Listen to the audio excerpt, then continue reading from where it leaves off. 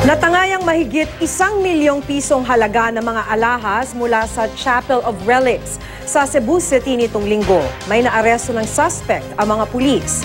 Makibalita tayo kay Randy Gurion ng GMA Cebu. Nasa loob na isang glass coffin ang imahe ni Santa Rita sa Chapel of Relics sa Barangay San Jose, Cebu City. Nakatago ito at tuwing Mayo 1 lang ito inilalabas para sa fiesta kung kailan ito ipinoprosesyon.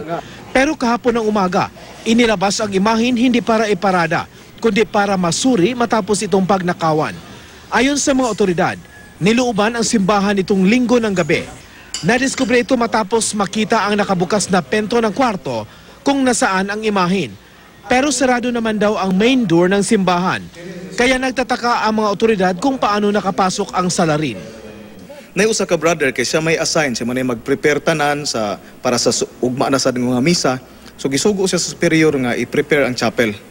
No, ya samtang nag-prepare siya sa chapel, nagbutang siya, kumpleto pa wa pa hitabo. Nya ni gawas siya, naog siya siyang kwarto, niyang superior pod wala pa din kagawas. Insakto nga pagawas niya mga 5 to 10 minutes. Pagsud niya buak na tanan ang mga bildo.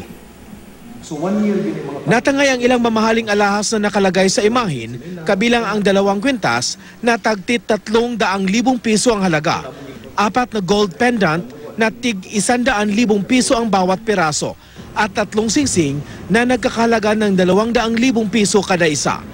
Paniwala ng mga otoridad, nakatira malapit sa simbahan ang salarin. At sa follow-up operation ng pulisya, natunto nila ang isang Elio Cogtas. Nakuha sa kanya ang ilang alahas na katulad ng mga dating suot ng imahin. Pero itinanggi ito ng suspect. Wala raw siya sa lugar na mangyari ang pagnanakaw. Base sa record ng pulisya, dati nang nahuli si Cogtas dahil din sa umano'y pagnanakaw. Randy Gurion, Nagbabalita, Pilipinas.